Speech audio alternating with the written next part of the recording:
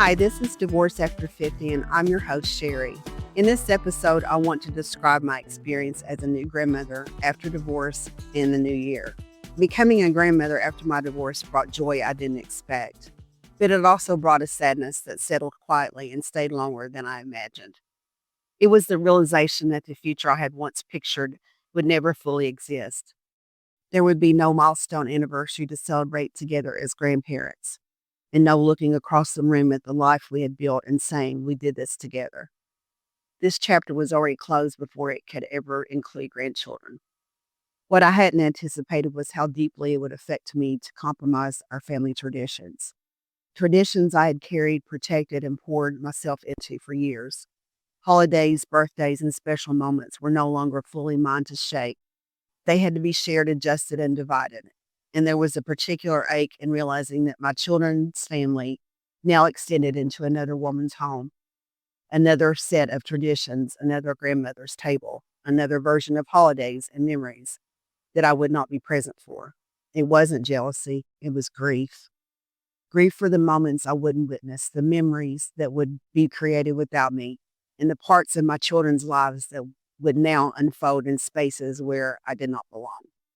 My parents divorced when I was a young adult, and even then, it left an imprint. I had hoped quietly and deeply that my children would never have to experience the same divided traditions, the same sense of loss I had felt. When divorce entered their lives as well, that hope felt fragile. The grief layered over joy made me painfully aware of how complicated family life can be. And when my daughter and her husband divorced, the experience of being a grandmother became even more complex. There is a joy in loving your grandchildren, but also a quiet ache in knowing the road ahead for them will have its own challenges. I recognize the pain, having walked this path myself, and it weighs on my heart in ways words barely capture. Yet, even in the sadness, the new year brings an opportunity to create meaningful experiences. Traditions can evolve, moments can be simple yet powerful. Baking cookies together, decorating a small tree, sharing stories, making Christmas ornaments, watching a favorite movie, or simply sitting together quietly. These are the things children and grandchildren remember most. Quality, presence, and laughter often outweigh everything else. Self care is essential. Rest, boundaries, and tenderness toward yourself allow you to show up fully for your grandchildren. Your love and consistency become the foundation that carries them through changes and that leaves a legacy no divorce or separation can take away. Connection doesn't have to be limited to family. Groups, online community, friends, and volunteering where people are lonely, nursing homes, shelters, or community programs can create spaces of meaning, belonging, and perspective. Helping others and witnessing their need for human connection can bring a quiet, restorative joy into your own life.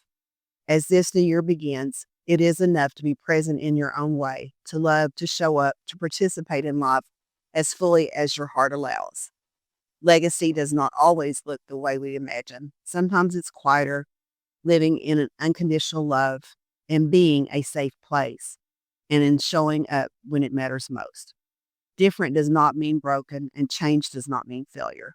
The new year holds room for love, hope, and traditions. It is a season to breathe, to honor what has been, and to create memories, small and meaningful, for those we hold close.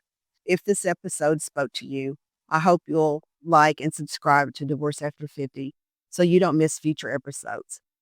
There's more to share, more encouragement, and more ways to navigate this season of life together. This has been Divorce After 50.